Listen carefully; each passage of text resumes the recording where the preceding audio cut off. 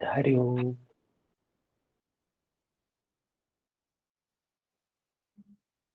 तो वही बातें तो यहाँ भी है जो हम लोग शिव संहिता में भगवत गीता में देख रहे हैं। कर्म, मुक्ति, ज्ञान, ज्ञान, पाप, पुण्य क्या है, यही सब खेल तो वही है सब हर जगह, कुछ अलग तो है नहीं। यहाँ भी वही बात कह रहे हैं कि नाना प्रकार के गुणों से संबद्ध होकर सभी प्रकार के कर्म करता है मनुष्य। जो जीव है सभी प्रकार के कर्म कैसे करता है, तो गुणों के अधीन होकर करता है। पूर्व अर्जित कर्मों के अनुसार फल भोगता है। तो बात तो वही बता रहे हैं। आवाज आ रही है?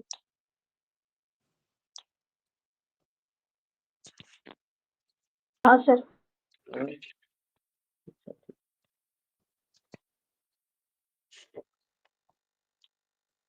वही बात तो हर जगह वही बताई जा रही है, उसमें कोई भेद नहीं है। आगे संसार में जो जो दिखाई देता है वो सब कर्म अनुसार ही उत्पन्न हुआ है। सभी प्राणी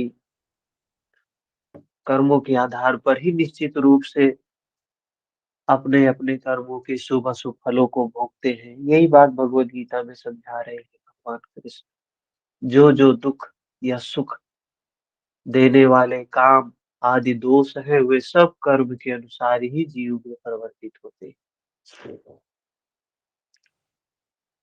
पुण्य से अनुरंजित चेतना ही जीवन को पूर्ण आनंदमय बनाती है। पुण्य से अनुरंजित चेतना ही जीवन को पूर्ण आनंदमय बनाती है। वही बताया जिसके जीवन में सत्व गुण होगा, पुण्य करेगा, पुण्य करेगा तो सुख आएगा, सुख होगा तो दूसरों को भी देगा। बाह्य जगत में पुण्यवान प्राणियों को स्वयं ही भोग की वस्तुएं प्राप्त हो जाती है। बाहर संसार में इस जगत में जो पुण्यवान लोग हैं उनको स्वतः ही ये वस्तुएं, सुख की वस्तुएं प्राप्त होती जाती है। ठीक है। फिर आगे, पाप से अनुरंजित चेतना कभी भी शांत नहीं रहती। इसी कारण कर्म के प्रभाव से मनुष्य सुख या दुख का भागी होता है। तो जो रजोगुणी व्यक्ति है, तमोगुणी व्यक्ति है, उसको सुख मिल सकता है क्या कभी जीवन में? सुख की प्राप्ति के लिए सत्व गुण होना चाहिए। वह भगवान श्री कृष्ण कह रहे हैं, सत्वम सुखे संजयति रजा। सुख सत्व गुण से है, और हम तो रजोगुण की एक्टिविटी किए जा रहे हैं, तमोगुण की एक्टिविटी किए जा रहे हैं। फिर कहते हैं कि इस व्यक्ति के कारण हमें सुख नहीं मिल रहा है, इस परिस्थिति के कारण हमें सुख नहीं मिल रहा है, इस वस्तु के कारण हमें सुख नहीं मिल रहा है। हम दोष देते हैं लोगों को, जबकि गुण सुख दुख का आधार है और हमारे अंदर सत्व गुण है नहीं, रजोगुण है, तमोगुण है। और रजो और तमोगुण का स्वभाव है दुख देते हैं, तो वो अपना काम तो कर रहे हैं भाई। हम अज्ञान में है, अंधकार में है, बेहोशी में है, इसलिए हमें समझ में नहीं आ रहा। हम बार बार वही काम करते हैं, वही गलती करते हैं, वही गलती दोहराते हैं, और वही प्राप्त होते रहते हैं, वही प्राप्त होते रहते हैं। इसी कारण कर्म के प्रभाव से मनुष्य सुख या दुख का भागी होता है। फिर 45 नंबर में, वह जीव भी उस ब्रह्म से अलग नहीं हो सकता, न अन्य कुछ भी उस ब्रह्म से अलग है। कह रहे हैं जो सत्य है वो तो है। जैसे सूर्य, अभी ठंडी का समय है ना, है कि नहीं? अभी ठंडी का समय है और सूर्य नहीं दिखाई दे रहा है हमें, तो क्या हम ये मानेंगे कि सूर्य है ही नहीं? सूर्य को ठंडी लग गई है और वो सो गया है, ऐसा हो सकता है क्या?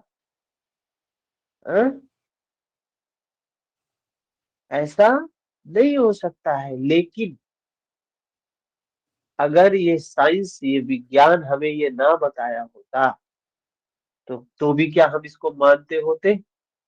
तो हमें लगता कि भाई ठंडी इसीलिए आती है क्योंकि सूर्य चला जाता है इस समय। हम यही सोचते कि ठंडी जो आई है इसीलिए आई है कि सूर्य चला गया है। सूर्य आज भी है, उस समय भी था। सूर्य कहीं नहीं गया है। तो ये ब्रह्म है, हर जगह है। वो कहीं गया नहीं है, कहीं जाता नहीं है। वो तो नित्य है, शाश्वत है, सनातन है, ब्रह्म है। जो कुछ भी है उसी अधीन है, उसी से है। सभी वस्तुएं माया से आच्छादित चैतन्य से ही उत्पन्न होती है। उपयुक्त समय पर भोग हेतु जीव के विविध जन्म होते हैं। जिस प्रकार दोष के कारण बताया, भ्रांति है, भ्रम है, अज्ञान है। जिस कारण, दोष के कारण सीप में चांदी दिखाई देता है, उसी प्रकार से कर्म दोष के कारण, दृष्टि दोष के कारण हमें इस जगत में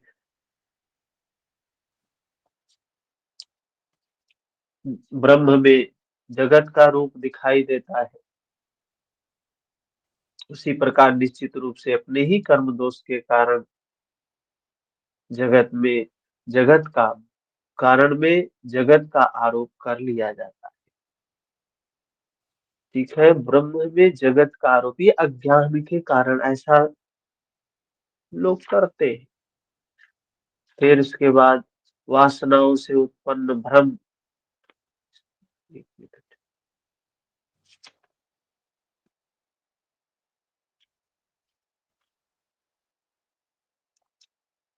क्या है? वासनाओं से उत्पन्न भ्रम को दूर करने वाला ज्ञान अत्यंत दुर्लभ है। यदि ऐसा ज्ञान उत्पन्न हो जाए तो मुक्ति का साधन होता है। अगर ये ज्ञान उत्पन्न हो जाए तो मुक्ति का साधन होता है। कौन सा ज्ञान? वासनाओं से उत्पन्न भ्रम, अज्ञान को दूर करने वाला ज्ञान। वो ज्ञान कौन सा है? प्रज्ञा का है, अनुभूति का है, भावनामयी प्रज्ञा का है।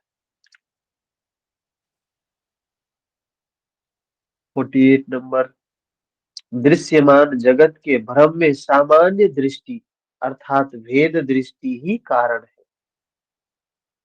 ये दृश्यमान जगत के भ्रम में ये जो भेद कारण है, ये सामान्य दृष्टि की हम अपनी सामान्य आंखों से जगत को देखते हैं। ये भेद दृष्टि कारण है जो हमको भेद दिखाई देता है। हमें भेद कौन सा दिखाई देता है? कोई बता सकता है? मैं मेरे का भेद, है? मैं मेरे का भेद दिखाई देता है। विशेष दृष्टि अर्थात अभेद दृष्टि ही ज्ञान का कारण। ज्ञान का कारण क्या है?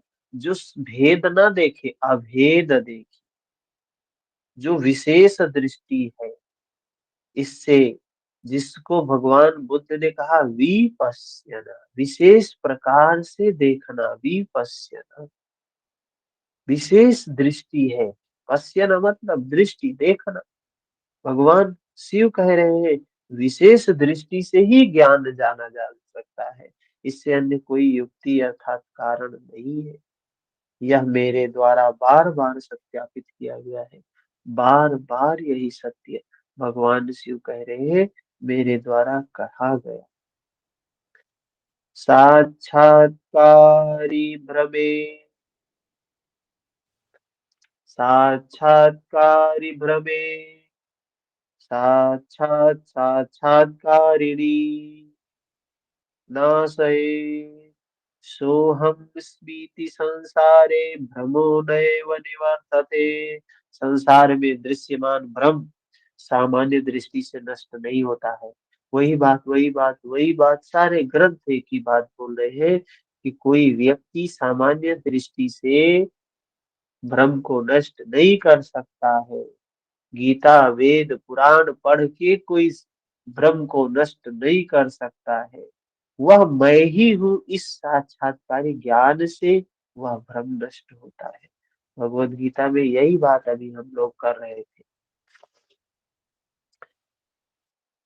कि वो सिर्फ और सिर्फ अनुभूति से ही उस ज्ञान को खत्म किया जा सकता है, अज्ञान को, भ्रम को। फिर 50 नंबर श्लोक, मिथ्या ज्ञान निवृत्तिस्तु विशेष दर्शनात् भवे, अन्यथा न निवृत्तिः स्याद् दृश्यते रजत भ्रमः।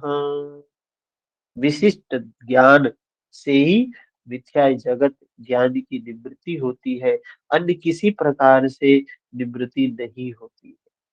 जैसे सीपी में चांदी की भ्रांति होती है, जैसे उसको हाथ में लेके देखा तब तो ज्ञान हुआ, तो सत्य प्रकट हो गया। ऐसे ही जब तक वो अनुभूति वाली प्रज्ञा, भावनामयी प्रज्ञा नहीं जागृत होगी, तब तक हम उसको नहीं जान सकते हैं।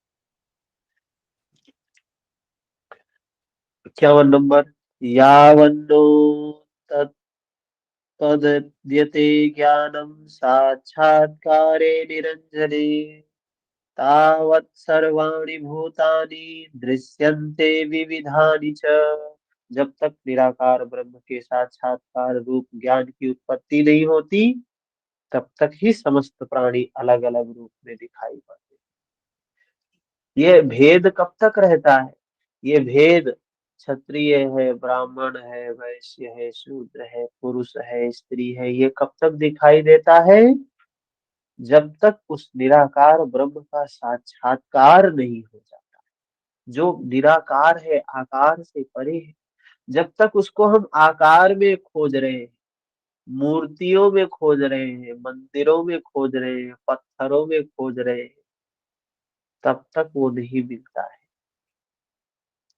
जब तक बाहर खोज चल रही है, तब तक हमें समस्त प्राणी अलग अलग दिखाई देंगे, भेद दिखाई देगा। लेकिन कबीर कहते हैं ना कि जब हेरत हेरत हे सखी रहा कबीर हेराय, वो कबीर खुद हेराए गया खोजते खोजते उस परमात्मा को।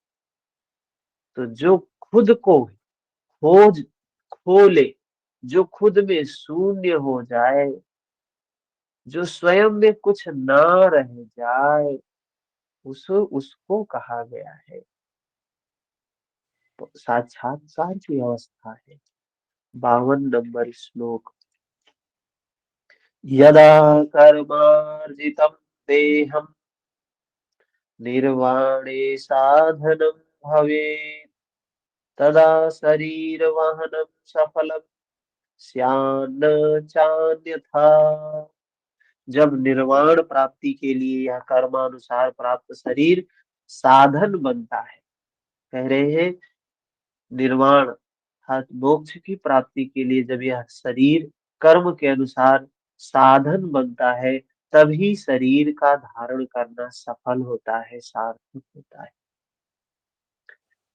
यह शरीर यदि मुक्ति के लिए, विकारों को समाप्त करने के लिए साधन बना है, तब तो समझो कि यह जीवन क्या हुआ, सार्थक हुआ। तब जानो कि हमने जीवन में अहिंसा का पालन किया। और अगर यही शरीर मुक्ति का साधन न बन के और बंधन बांधने का साधन बन गया, जो व्यक्ति लोभ, क्रोध, ईर्ष्या, द्वेष, दुर्भावना ये सब जगा रहा, ये सब जगा रहा, ये सब जगा रहा, तो मुक्ति से उल्टा दिशा में जा रहा है। तो यही शरीर उसके लिए निरर्थक हो गया, व्यर्थ हो गया। भोग रहा है दुख, भोग रहा है, भोग रहा है। तो कह रहे हैं, जब निर्वाण मोक्ष की प्राप्ति के लिए यह शरीर साधन बनता है, जब उस दिशा में बढ़ रहा, नहीं बढ़ रहा है तो निरर्थक हो गया। आगे कहते हैं 53 नंबर श्लोक में, यादृशी वासना माला वर्तते जीव संगिनी तादृशं चरते जन्तुः कृत्याकृत्य विधौ भ्रमम्। जैसी वासना के जीव के साथ रहती है, जैसी शुभ अशुभ वासना जीव के साथ रहती है, प्राणी मात्र करणीय एवं आकरणीय कर्म में वैसी ही भ्रांति में भ्रमण करता है। प्राणी मात्र करणीय एवं आकरणीय कर्म में वैसी ही भ्रांति में भ्रमण करता है। कह रहे हैं जैसा संस्कार होगा जिसके चित्त में, मन में, अगर अच्छा संस्कार है, शुभ संस्कार है या अशुभ संस्कार है, उसी के अनुसार ही उस करणीय और अकरणीय कर्म में वैसी ही भ्रांति में भ्रमण करता है व्यक्ति। पूंजी कैसी है उसकी पुरानी।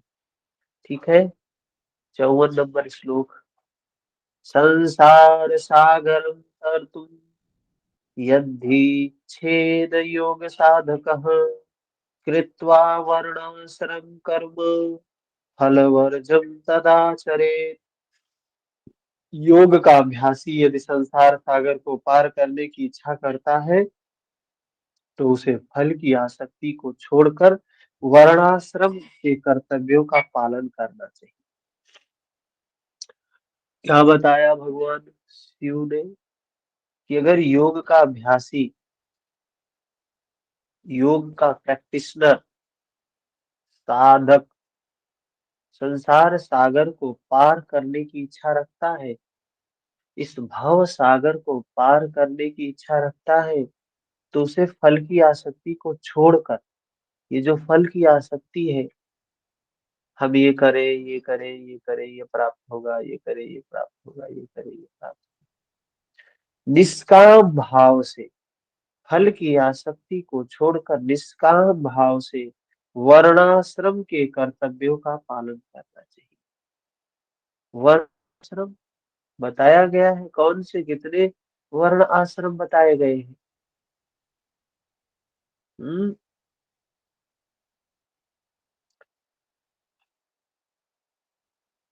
4, कौन कौन से हैं?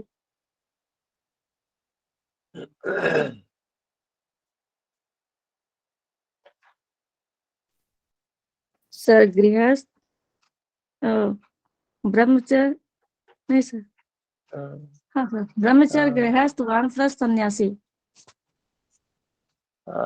ये 4 जो ये है, ये क्या है? वर्ण आश्रम है ये। इसको तो कुछ और बोला गया है। जी जी जी, ये दूसरा चीज है सर, कंफ्यूज हो रहे हैं, याद नहीं आ रहा है। 4 वर्ण आश्रम है, शूद्र, वैश्य, क्षत्रिय, ब्राह्मण, जी ये जी जी 4 वर्ण है। तो बता जी रहे जी। हैं कि वर्ण के अनुसार व्यवहार करना चाहिए, कर्तव्य का पालन करना चाहिए। अब वर्ण क्या है? शूद्र वर्ण, वैश्य वर्ण, भगवान कृष्ण ने बताया, चातुर्वर्ण्यम मया सृष्टम, इन 4 वर्णों की रचना मैंने की। कैसे की है? गुण कर्म विभाग सह, गुणों के आधार पे, कर्म के आधार पे की। पता है, इतना तो सुना है। फिर बात आती है, तो ये गुण और कर्म जिसके जिसके अंदर जो जो है, मतलब ये जानते हैं क्या है? ये मानव जाति की चार चार भागों में नहीं बांटा है, इन्होंने साधकों को 4 भागों में बांटा है। जो अपने मन को निर्मल करने का काम कर रहे हैं, उनमें कहा कि 4 प्रकार के लोग हैं। चारों को अपने मन को निर्मल करना है। तो बात आई कि ब्राह्मण जो ब्राह्मण कुल में जन्मा है वो ब्राह्मण नहीं है। स्वामी दयानंद सरस्वती जी ने कहा कि जन्मजा जायते शूद्रा, जन्म से हर व्यक्ति शूद्र होता है। जिसका जन्म हो गया वो शूद्र ही है, क्योंकि उसी गर्भ में वो भी रहा है, उसी मार्ग से वो भी आया है, वही शरीर उसका भी है, उसी रक्त मांस वेद अस्थि मज्जा शुक्र उसी से बना हुआ है, सप्त धातुएं वही है। हर व्यक्ति जन्म से शूद्र होता है। जो ये हमारे अंदर अहम होता है, अरे मैं तो ब्राह्मण हूँ, मैं तो क्षत्रिय हूँ, ये तो शूद्र है, ये तो वैश्य है, ये भाव जो होता है ना, ये हमारे अज्ञान के कारण होता है, अबोध अवस्था में होता, बोध नहीं है। तो हम सभी शूद्र हैं। शूद्र है मतलब हमारे अंदर दुर्गुणों को समाप्त करने की क्षमता नहीं है। जिसके अंदर दुर्गुणों को समाप्त करने की क्षमता है वो क्षत्रिय है। अर्जुन कौन सी श्रेणी का साधक था? क्षत्रिय श्रेणी का साधक था अर्जुन। भगवान श्री कृष्ण अर्जुन से कहते हैं तू ब्राह्मण बन, तू अपने विकारों को मार। विकारों को समाप्त करने की जो क्षमता है वो अर्जुन क्षत्रिय में होती है। तो हमने तो बाहर भ्रम में आके, अज्ञान में आके हमने सोचा अरे हम क्षत्रिय हैं तो हमारे जितने दुश्मन हैं उनको मारना चाहिए, हमारा धर्म है ये। समझा नहीं है ना, तो करेंगे ही वही काम। तो भगवान श्री कृष्ण अर्जुन से कह रहे तू क्षत्रिय बन, तू अपने गुणों, अपने दुर्गुणों का को समाप्त कर। अर्जुन कहता है नहीं नहीं नहीं नहीं, मैं नहीं मारूंगा ही नहीं, ये तो हमारे ही है। तो अर्जुन कहता है ये हमारे ही भाई बंधु है, मैं इन्हें मारूंगा नहीं। अर्जुन एक बात कहता है, जो लोग पढ़े होंगे, कहता है मैं भिक्षाटन करके जी लूंगा, मतलब मैं शूद्र की तरीके से जी लूंगा, लेकिन मारूंगा नहीं इन्हें। इन्हें मारने के बाद अगर तीनों लोकों की संपदा भी प्राप्त हो तो भी इन्हें नहीं मारूंगा मैं। सोचो, जो व्यक्ति कह रहा है कि तीनों लोकों की संपदा, तीनों लोकों का मुझे मालिक बना दोगे फिर भी मैं इन्हें नहीं मारूंगा, है क्षत्रिय श्रेणी, उसके अंदर पुण्य है, पुण्यमयी प्रवृत्तियां हैं उसके अंदर, धर्म है उसके अंदर, मारने की क्षमता है। लेकिन कह क्या रहा है? कह रहा है कि हम इन्हें नष्ट नहीं करेंगे, विकारों को नष्ट नहीं करेंगे। हम हम उस अवस्था पे पहुंचेंगे, उस मुक्ति की अवस्था पे हम भी पहुंचेंगे, लेकिन कैसे पहुंचेंगे? सेवा करके पहुंचेंगे, भिक्षाटन करके पहुंचेंगे। मतलब हम अपने से ऊंचे जो ब्राह्मण अवस्था के हैं, जो क्षत्रिय अवस्था के हैं, जो वैश्य अवस्था के हैं, उनकी सेवा के द्वारा, उनकी करुणा के द्वारा, उनके उनके आशीर्वाद के द्वारा हम पुण्य अर्जित करके धीरे धीरे वहां पहुंचेंगे। और भगवान बुद्ध ने इस प्रकार की इसको मना किया है। भगवान बुद्ध ने कहा कि ये भिक्षाटन करके आगे बढ़ना एक क्षत्रिय के लिए शोभा नहीं देता है। व्यवहार में तो सारे भिक्षु ही हुआ करते थे, ठीक है, व्यवहार में तो सारे भिक्षु हुआ करते थे, लेकिन भगवान ने भिक्षु होने से मना किया है। किससे? कि अगर आपके अंदर क्षत्रिय की अवस्था है तो आप ध्यान करो, साधना करो, ये नहीं कि सेवा करो। तो सेवा किसको बोला है? जिसके अंदर पुण्य नहीं है तो वो क्या करे? वो ऐसे महापुरुषों की सेवा करे, उनके सानिध्य में रहे, उनसे कुछ मैत्री प्राप्त करेगा, आशीर्वचन प्राप्त करेगा, जिससे उसका कल्याण होगा। वो भी फिर वैश्य श्रेणी का साधक बन जाएगा। वैश्य श्रेणी में और सेवा करेगा, धर्म का काम करेगा, पुण्य काम करेगा, क्षत्रिय श्रेणी का साधक बनेगा। क्षत्रिय से जब सारे विकारों को समाप्त कर लेगा तो ब्राह्मण बन जाएगा। और जब सारे विकार समाप्त हो गए, सारे गुण समाप्त हो गए, तो गुणातीत ब्राह्मण हो गया, निर्गुण ब्राह्मण हो गया। निर्गुण अवस्था, गुणातीत अवस्था प्राप्त कर लिया। जिसको गोस्वामी तुलसीदास जी कहते हैं, ऐसे व्यक्ति की पूजा करनी चाहिए। और किसकी पूजा नहीं करनी चाहिए? कबहु न पूजे, किसको? शूद्र। ऐसे शूद्र की पूजा नहीं करनी चाहिए जो वेदों में प्रवीण हो।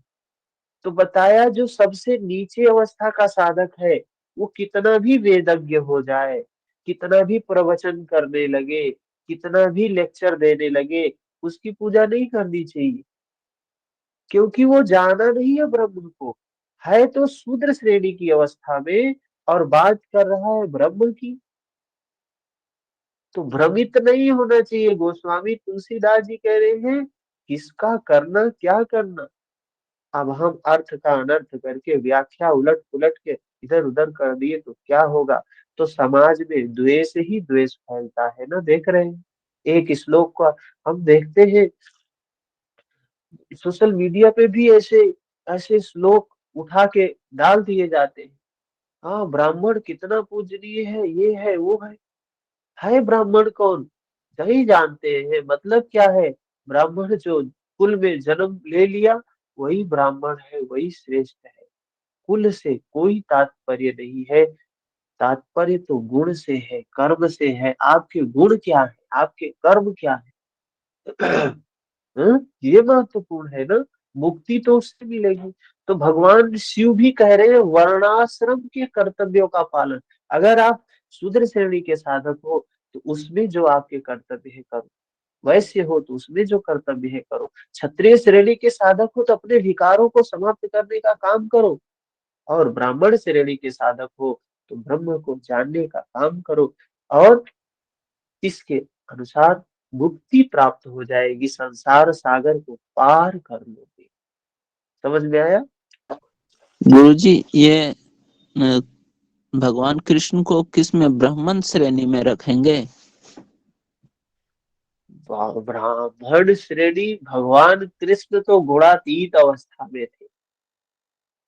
वो ब्राह्मण नहीं, वो गुणहीन ब्राह्मण की अवस्था में थे। तीनों गुणों से परे थे वो। हाँ? ठीक है,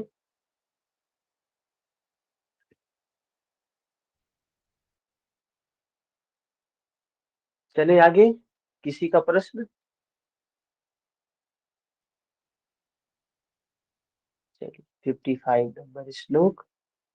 विषयासक्त पुरुषा विषयेषु सुखे स्वसः वाचा विरुद्ध निर्वाण वर्तन्ते पाप कर्मणि। विषयों के प्रति सुख की कामना रखने वाले विषयासक्त पुरुषों की वाणी निर्वाण के विषय में अवरुद्ध रहा करती है। विषयों के प्रति सुख की कामना करने वाले विषयासक्त पुरुषों की वाणी वाणी निर्वाण के विषय में अवरुद्ध रहा करती है। वे सदा पाप कर्म में लगे रहते हैं। कह रहे हैं, कितना स्पष्ट बता दे रहे हैं कि जो विषयासक्त है, मैं मेरे के भाव वाले हैं, ऐसे पुरुष, अगर जिनको गोस्वामी तुलसी दास जी कह रहे हैं ना कि कबहु न पूजे, शूद्र की पूजा कभी नहीं करनी चाहिए जो वेदों में भी प्रवीण हो, ऐसे कह रहे हैं। यहाँ पे भगवान शिव वही बात कह रहे हैं कि विषयासक्त, जिसने अपने विकार को समाप्त नहीं किया है, विषयों के प्रति आसक्त है, सुख की कामना है, जिसके अंदर सुख की चाह है, ऐसे पुरुष के द्वारा अगर निर्वाण की वाणी, मुक्ति की वाणी, धर्म की वाणी उसके मुख से निकल रही है, तो वे सदा पाप कर्म में लगे रहते। वो उससे कुछ प्रभाव नहीं पड़ने वाला है।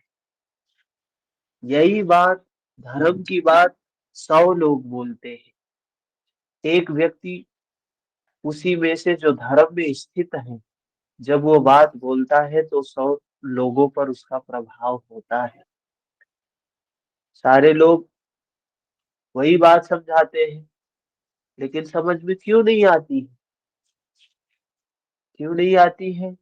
क्योंकि जो बोलने वाला है खुद आचरण में नहीं है, उसके धर्म आचरण में नहीं है। सही बात है।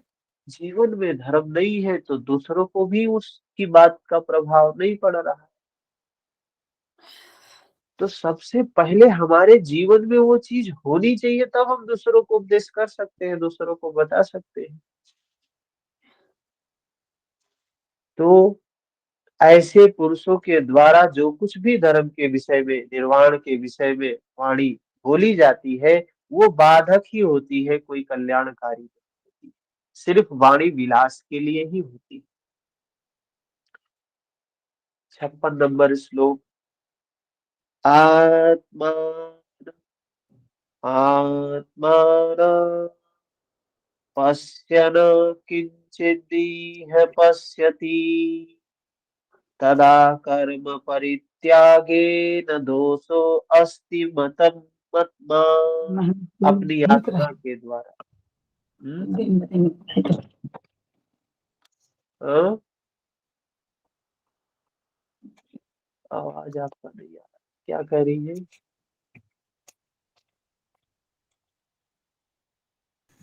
सॉरी सर, ऐसे ही दब गया। तो क्या कहा गया? आत्मान आत्मान पश्यन्, अपनी आत्मा के द्वारा आत्मा को देखते हुए, स्व के द्वारा स्व को देखना है। जगत में ब्रह्म के अतिरिक्त कुछ भी नहीं देखता है। जो स्व के द्वारा स्व को देख रहा है, ऐसी स्थिति में वो कुछ भी नहीं देख रहा है। ऐसी स्थिति में कर्मों के परित्याग कर देने में कोई दोष नहीं है, ऐसा मेरा मत है। बात आई वही देखने की ही, देखना ही है। सिर्फ देखने से ही कल्याण होने वाला है, मुक्ति होने वाली है। तो देखना क्या है? हम हैं दृष्टा स्वरूप। जो कुछ करने वाले हैं, जो कुछ होने वाले हैं, गुणों के आधार पे हो रहे हैं। जब गुणों के आधार पे जो कुछ हो रहा है उसको होने दीजिए। जस्ट ऑब्जर्व, जो कुछ हो रहा है जस्ट एक्सेप्ट, सहज तरीके से स्वीकार करिए। जीवन में जो कुछ भी आ रहा है उसको स्वीकार करें। जो कुछ भी हो रहा है दृष्टा भाव में देखते रहे और अनासक्त होके अपने कर्म का पालन करते रहे। जो कुछ भी काम करना है, ऐसा नहीं कि बैठे रहना है, करना है लेकिन आसक्त होके नहीं करना है, अनासक्त होके करना है। तो देखेंगे जीवन में परिवर्तन आने लगता है, लेकिन वो होगा तभी जब धारण करेंगे धर्म को। यम नियम नहीं होगा तो फिर ये चीजें नहीं संभव हो सकती है। 57 नंबर अंतिम श्लोक है इस अध्याय का। कामादयो विलीयन्ते ज्ञानादेव न चान्यथा अभावे सर्वतत्त्वानां स्वयं तत्त्वं प्रकाशते। 57 नंबर श्लोक। ज्ञान की प्राप्ति से ही समस्त काम क्रोध आदि दोष विलीन हो जाते हैं। कौन से ज्ञान की प्राप्ति से? अनुभूति वाला ज्ञान, प्रज्ञा वाला ज्ञान। इससे कह रहे हैं समस्त काम क्रोध आदि दोष जो है वो विलीन हो जाते हैं और किसी से विलीन नहीं हो सकते। सभी पंच तत्वों के अभाव हो जाने पर स्वयं आत्मज्ञान प्रकाशित होता है। क्या कह रहे हैं? सभी पंच तत्वों के अभाव हो जाने पर, जब ये पृथ्वी 5 तत्व हैं जो जिससे ये शरीर बना है, इन पर, इनके गुण धर्म पर विजय प्राप्त हो जाती है, इनको हम पूरी तरीके से जान लेते हैं, तो कहा क्या हो जाता है? आत्मज्ञान, स्वज्ञान प्राप्त हो जाता है। ठीक है, यह था हमारा यहाँ द्वितीय अध्याय शिव संहिता का। ठीक है, तो हम चलते हैं, थोड़ा सा शार्ट नोट है उसको भी देख लेते हैं। 5 मिनट 10 मिनट तो समय है।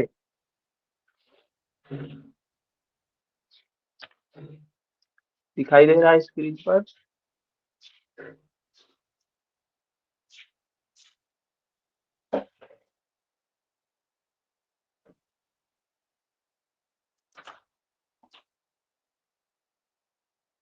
इसको जूम कर सकते हैं आप सभी जो है ना, इसको अपने अनुसार जूम भी कर सकते हैं। हाँ? दिखाई दे रहा है? सर 57 नंबर ही दिखाई दे रहा है।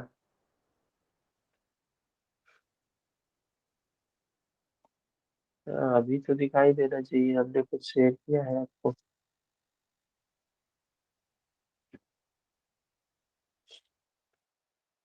नहीं दिखाई दे रहा है? जी दिखाई देगा, दिखाई दिखाई दे रहा है, देगा। वो 57 जी श्लोक है वो दिखाई दे रहा है। नहीं अब, हाँ हाँ सर, अगर स्क्रीन छोटी करते हैं तो दिखाई दे देता है, और बड़ी करते हैं तो फिर नहीं दिखाई देता।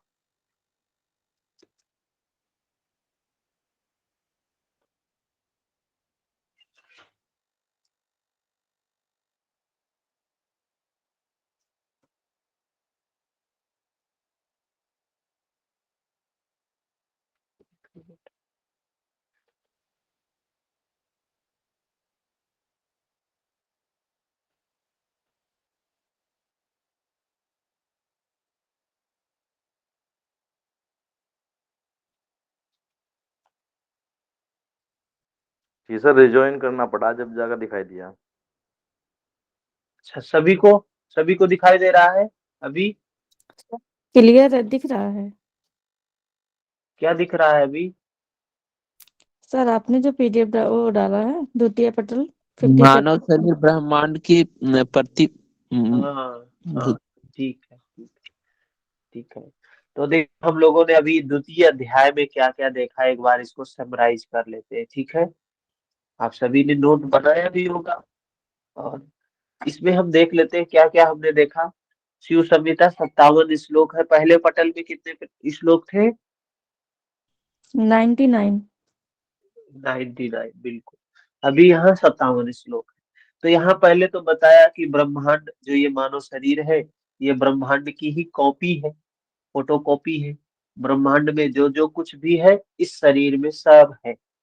तो क्या क्या है इसमें? 7 द्वीप है, मेरु पर्वत है, नदियां है, समुद्र है, क्षेत्र है, क्षेत्रों के स्वामी है। फिर बताया इसी शरीर में ऋषि है, मुनि है, सभी ग्रह है, नक्षत्र है, तीर्थ है, उनके पवित्र पीठ है, उन सभी पीठों के देवता विद्यमान है। फिर बताया इसी शरीर में सृष्टि संहार करता सूर्य चंद्र इसी शरीर में है। फिर बताया उसी में पंच महाभूत भी है? और जो साधक इनको जानता है वही कहा कि योगी है। योगी कौन है? जो इसको जानता है अनुभूति के आधार पर। फिर मेरु शिखर पर 16 आधार, उस सोम मंडल का वर्णन किया है। सोम मंडल के बारे में बताया कि वो कहाँ पे है, तो यहाँ पर है, हमारे ब्रेन के मध्य में है, जिसको ब्रह्मरंध्र कहा जाता है, वहां पर है। वहां से बताया 16 कलाओं से युक्त है वो। वहां से दिन रात अमृत क्षरित होता रहता है, जो बाई नासिका इड़ा में जाता है, किस लिए? पोषण के लिए। और सुषुम्ना में जाता है किस लिए? सुषुम्ना में किस लिए जाता है? सृजन के लिए। और उधर से प्रवाहित होता है और नीचे जाके कौन से उसमें सूर्य मंडल में भस्म हो जाता है। वहां से वो सूर्य की ऊर्जा हमारे दाहिनी नाड़ी में प्रवाहित होती है, जिसको पिंगला कहा है। ठीक है, जिसको पिंगला कहा है। मानव शरीर में नाड़ियों का वर्णन। तो प्रश्न आ सकता है कि नाड़ी का वर्णन कहाँ किया गया है? तो यहाँ बताया है नाड़ियां कौन कौन सी है, कितनी है। तो बताया 3.5 लाख नाड़ियां हैं, जिसमें 14 प्रमुख है। इसमें से इड़ा, पिंगला, सुषुम्ना, ये 3 प्रमुख है। इन तीनों में भी इन तीनों में भी कौन प्रमुख है? सुषुम्ना प्रमुख है। इन तीनों में सुषुम्ना प्रमुख है, ठीक है ना। और फिर चित्रा नाड़ी के बारे में बताया। यह नाड़ी इड़ा पिंगला सुषुम्ना के मध्य में स्थित है। इड़ा पिंगला सुषुम्ना के मध्य में स्थित है, जिसमें 5 वर्ण है। 5 वर्ण है, जो शुद्ध है, चमकदार है, उज्जवल है, पवित्र है। हाँ? इसे शरीर की उपाधि रूपा कहा गया है। चित्रा नाड़ी को शरीर की उपाधि रूपा है, और इसमें ध्यान करने से महापाप भी नष्ट हो जाते हैं। हाँ? चित्रा नाड़ी को लेकर प्रमुख नाड़ियों की संख्या कितनी हो जाती है? 15 हो जाती है। फिर सुषुम्ना नाड़ी के बारे में बताया। सुषुम्ना चित्रा नाड़ी कहाँ स्थित है? इड़ा पिंगला और सुषुम्ना के मध्य में है। सुषुम्ना नाड़ी के बारे में बताते हैं कि इड़ा और पिंगला के बीच में स्थित है, और चित्रा नाड़ी इड़ा पिंगला सुषुम्ना के बीच में स्थित है। और इस सुषुम्ना नाड़ी में बताया 6 चक्र है, 6 स्थान है, 6 शक्ति है, और योगी जन को इसको जानना है, ठीक है। फिर अन्य सभी नाड़ियां मूलाधार से उत्पन्न हुई है, विभिन्न अंगों पर समाप्त हो जाती है। नाड़ियों के बारे में बताया, सब के सब मूलाधार से उत्पन्न हुई है और सारे अलग अलग अंगों में समाप्त होती है। सूर्य मंडल के बारे में बताया, 12 कलाओं से युक्त है। चंद्रमंडल कितने कलाओं से युक्त है? 16 16 कलाओं। कलाओं से युक्त है, ठीक है। सूर्य मंडल में होता क्या है? पाक कर्म होता है, भोजन को पचने का काम होता है? और इसको कहा कि अच्छे प्रकार से हमें प्रज्वलित करना चाहिए। और ये आत्मा सर्वव्यापी होते हुए वासनाओं से युक्त होकर कर्म बंधन के कारण इस विशिष्ट रूप से निर्मित शरीर में रहता है। ये आत्मा ये नित्य वो ब्रह्म सर्वत्र है, लेकिन ये शरीर में क्यों फंस गया है? आसक्त वाले कर्म से फंस गया है, बंधन में है। यह जीव गुणों के अधीन होकर नाना प्रकार के कर्म करता है। भगवद गीता की बात बोल रहे हैं कि ये जीव जो कुछ करता है, जो कुछ होता है, वो गुणों के अधीन होता है? और जो भोगता है वो पुराने कर्मों को भोगता है। इस जगत में सब कुछ कर्म के अधीन है, सारा खेल कर्म का है। सुख दुख पुण्य अपुण्य अर्थात पाप कर्म की का जो परिणाम यह बताया, सुख का परिणाम क्या हो, क्यों आता है, दुख क्यों आता है, ठीक है। इस जगत में सब कुछ ब्रह्ममय है। सभी वस्तुएं माया से आच्छादित चैतन्य से उत्पन्न होती है, जिसमें भ्रम रूप जगत प्रतीत होता है। भ्रम के कारण ये जगत प्रतीत होता है। ये जो कुछ सारा खेल चल रहा है, सब भ्रम से, अज्ञान से है। भ्रम को दूर करने वाला ज्ञान अत्यंत दुर्लभ है। ऐसा ज्ञान अगर मिल जाता है तो मुक्ति देने वाला होता है, ठीक है। यह मुक्ति वाला ज्ञान सामान्य दृष्टि से प्राप्त नहीं होता है। कैसे प्राप्त होता है? विशेष दृष्टि से प्राप्त होता है, प्रज्ञा से प्राप्त होता है, अनुभूति से, भावना में प्रज्ञा से प्राप्त होता है, ठीक है। विशिष्ट ज्ञान से ही मिथ्या ज्ञान समाप्त किया जा सकता है।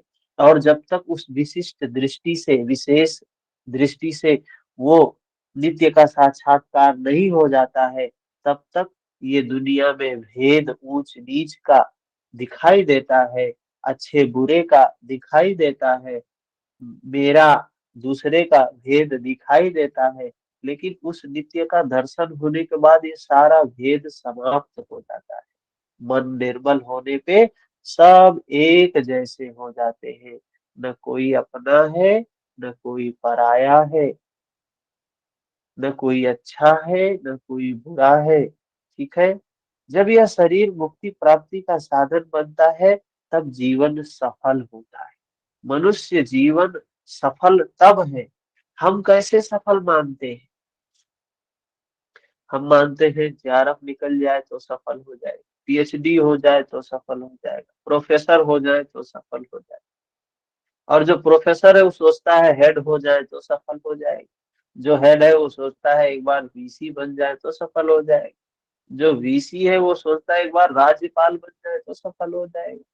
जो राज्यपाल है वो सोचता है एक बार राष्ट्रपति बन जाए तो सफल हो जाए। ये सफल होने की श्रृंखला ऐसे चलती रहती है, चलती रहती है, चलती रहती है। लेकिन मनुष्य कभी सफल नहीं हो पाता है बाहर की दौड़ में। बाहर की दौड़ में कभी सफल नहीं हो पाता है। क्यों नहीं सफल होता है? क्योंकि मन, सारा खेल तो मन का है, और मन तो गया गुजरा है। मन तो बेकार है बेचारा, मन तो बेचारा है, मन तो लाचार है। तो इस स्थिति में क्या होगा? हाँ? तो होगा यही कि व्याकुल रहेगा, दुखी रहेगा, अशांत रहेगा, कामनाओं से भरा रहेगा, तृष्णा से भरा रहेगा। और जहाँ रजोगुण होगा, जहाँ तमोगुण होगा, वहां सुख कहाँ हो सकता है? सुख तो सत्व में है, सुख तो निर्मलता में है, सुख तो तृप्ति में है, सुख तो संतोष में है। ठीक है। विषयों के प्रति आसक्त पुरुष सदा पाप कर्म करने लगते हैं। जो जो व्यक्ति विषयों के प्रति आसक्त होता है, हमेशा यम और नियम के विरोधी कार्य करता रहेगा। आसक्ति में हम जो काम करेंगे, यम नियम के खिलाफ ही काम करेंगे। ज्ञान की प्राप्ति से ही समस्त काम क्रोध आदि दोष विलीन होते, सभी पंच तत्वों के अभाव हो जाने पर स्वयं आत्मज्ञान प्रकाशित हो जाता है। तो सत्य को हम तभी जान सकते हैं जब सारे विकार समाप्त हो जाए, अनुभूति वाला ज्ञान आ जाए, प्रज्ञा जग जाए, आत्म दर्शन हो जाए। इतनी सी बातें ये द्वितीय पटल, शिव संहिता के द्वितीय पटल में ये बातें बताई गई। आपके कोई भी प्रश्न है तो पूछ सकते हैं।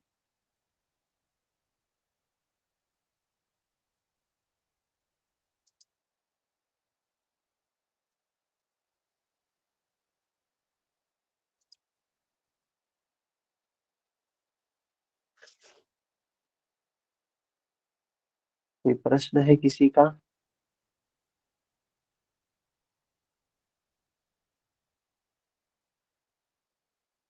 कोई प्रश्न नहीं है जी किसी का? सर है प्रश्न। हाँ? जब इतनी ही विरक्ति और वैराग्य है, फिर हम भागते क्यों रहते हैं सफलता के पीछे? इतना प्रयास किसके करने के पीछे बाद भी सफलता के पीछे से एक अचीवमेंट हाँ, हुई, फिर दूसरी अचीवमेंट, फिर सेटिस्फेक्शन तो मिलता नहीं है उसके बाद। फिर इतनी भाग दौड़ जीवन की। कहाँ मिलता है? और बढ़ जाता है ना। एक चीज मिलती तो है यही तो सब दूसरे सोच के के पीछे लगता है दौड़। कि फिर कर्म नहीं करें। हाँ? तो ये सब हमें क्या सिखाता है कि हमें वो कर्म करना ही नहीं चाहिए, सीधे से वैराग्य लेके ध्यान समाधि लगा लेनी चाहिए। नहीं, नहीं, नहीं। सही तो मायने में धर्म को नहीं समझेंगे, सही मायने में धर्म को नहीं समझेंगे तो यही काम करेंगे। घर परिवार को छोड़ देंगे, पति पत्नी को छोड़ देंगे, समाज को छोड़ देंगे और भाग के चले जाएंगे। तो वो कर्म, वो अच्छा नहीं है कि छोड़ के भाग। ये तो पलायन है, भागना है चीजों से। कहा है योगी को कैसे रहना है? पदम पत्र मीमांसा, जैसे कीचड़ में रहते हुए भी कीचड़ से अलिप्त रहता है कमल।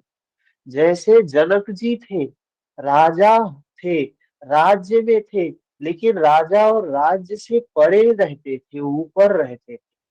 जीवन हमें ऐसे जीना चाहिए कि हम समाज में हो, घर परिवार में हो, सारी समस्याओं के लिए काम करें। अर्थ को नकारा नहीं कहा, कहा धर्म के आधार पे अर्थ कमाना है, अर्थ के आधार पे कामनाओं की पूर्ति करनी है। कामनाओं की पूर्ति को नकारा नहीं गया है, कामनाओं की पूर्ति होनी चाहिए, अर्थ कमाना चाहिए, लेकिन धर्म संगत। हम अपनी कामनाओं को पूरा करने के लिए अधर्म ना करें, गलत तरीके से हम अर्थ ना कमाएं। हमें लगता है अरे हम अर्थ कमा ले, कैसे भी कमा ले, हमारी कामनाएं पूरी हो जाएंगी। आप 100 रुपए अधर्म करके कमाएंगे, आपकी कामनाएं 1000 के लिए फिर से तैयार खड़ी रहेंगी एकदम। आप कहीं से अधर्म करके, चोरी करके, घूस झूठ करके, मतलब इन चीजों, अनीति करके आपने धन कमाया, 100 कमाया, 1000 कामना हो गई। 1000 कमाएंगे, लाख की कामना खड़ी हो जाएगी। लाख कमाएंगे, करोड़ों की कामना खड़ी हो जाएगी। कहाँ अंत आएगा? तो प्रॉब्लम मन में है और हम निराकरण बाहर खोज रहे हैं, तो कहाँ समस्या का समाधान होगा? है? हो सकता है क्या? तो कोई चीज छोड़ के भागना नहीं है। बता रहे थे ना, आशुतोष जी कल पढ़ा रहे थे, तो उन्होंने बताया कि ये जो हमारा मन है, अगर निर्मल मन, इतना बड़ा हित ऐसी होता है जितना हित किसी के माँ और बाप नहीं कर सकते हैं, उससे ज्यादा बड़ा हित उसका निर्मल मन करता है। और जब हमारा मन मलिन होता है, जब हमारा मन विकारग्रस्त होता है, तो उतना बुरा वो दुश्मन नहीं कर सकता है जितना वो हमारा मलिन मन करता है। तो ये बात जब समझ में आ जाए तो व्यक्ति उसके काम में लगेगा। समझ में ही नहीं आया तो लगेगा काहे के लिए लगेगा? उसे तो लगेगा कि मलिन मन, उसे मलिन लगेगा ही नहीं, उसको लगेगा कि काम, बस हमारी कामनाएं पूरी हो जाए, कैसे भी हमारी कामनाएं पूरी हो जाए, कैसे भी हमारी कामनाएं पूरी हो जाए, उसी के लिए जीवन भर लगा रहता है व्यक्ति, लगा रहता है व्यक्ति, लगा रहता है।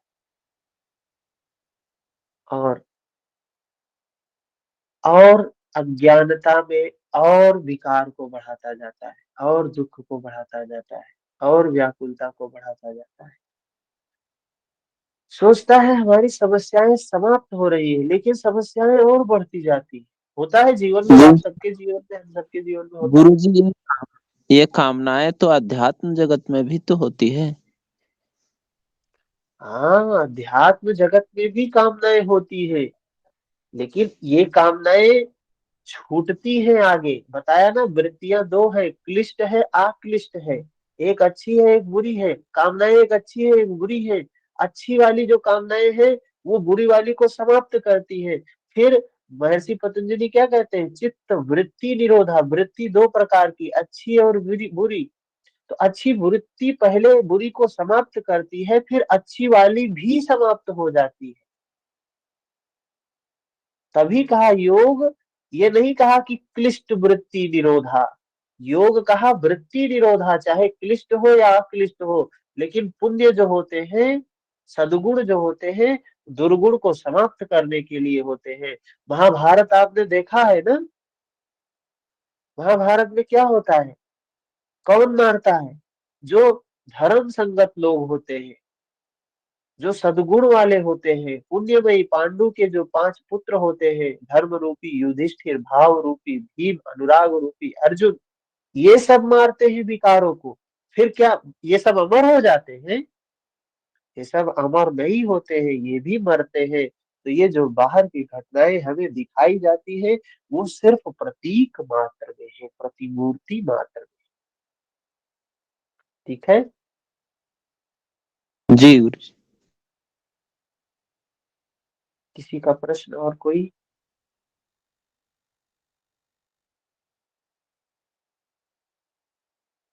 कोई प्रश्न तो नहीं किसी का?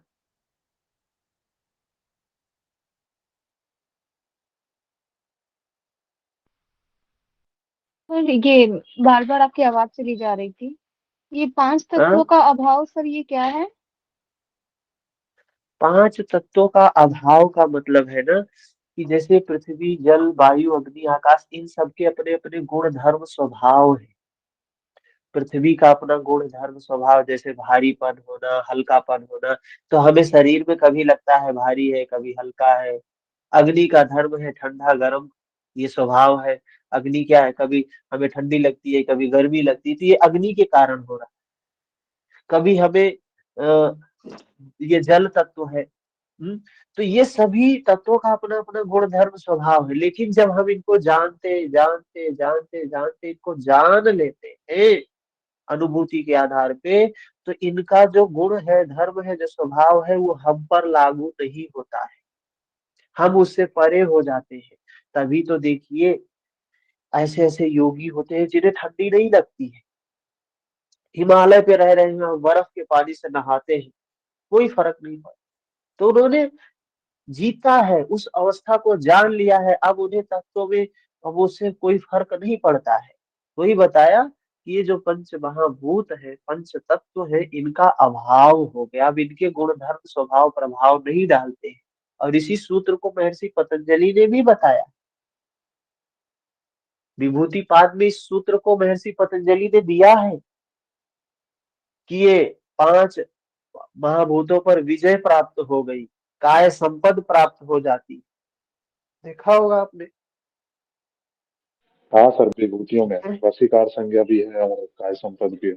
हाँ हाँ हाँ हाँ, वही चीज। अच्छा, योग सूत्र की क्लास समझ में आ रही है, अच्छी लग रही है?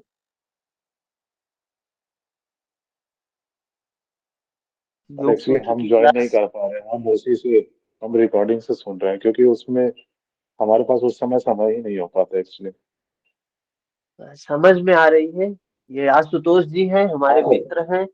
और, सर काफी बेटर है सर, और काफी बढ़िया संसार है। हाँ, तो उन्होंने भी हमारे साथ पढ़ाई की है, बिहार के रहने वाले हैं। सर और आपसे अच्छा पहले है, सुने इतना हुए हैं गिना ना, भी तो है। उनसे ज्यादा दिक्कत नहीं हो रही, क्योंकि आपसे भी सुने हुए हैं तो पहले भी सुने हुए हैं, तो थोड़ा सा इजी लग रहा है ज्यादा। हाँ, चलिए ठीक, तो मिलते हैं कल और शाम को योग सूत्र की क्लास में। हरिओम। हरिओम सर। जो भी लोग यूजीसी नेट का एग्जाम देने वाले हैं, उनको ये क्लास शेयर कर सकते हैं। अच्छा लगेगा तो व्यक्ति लाइव भी जुड़ेगा। हाँ? उद्देश्य सर यही है ऐसे कि भी सुन अधिक से सकते अधिक हैं लोगों का भला हो। हाँ, इसको, तो ऐसे भी सुना जा सकता है, ये तो नॉर्मल व्यक्ति के लिए भी है।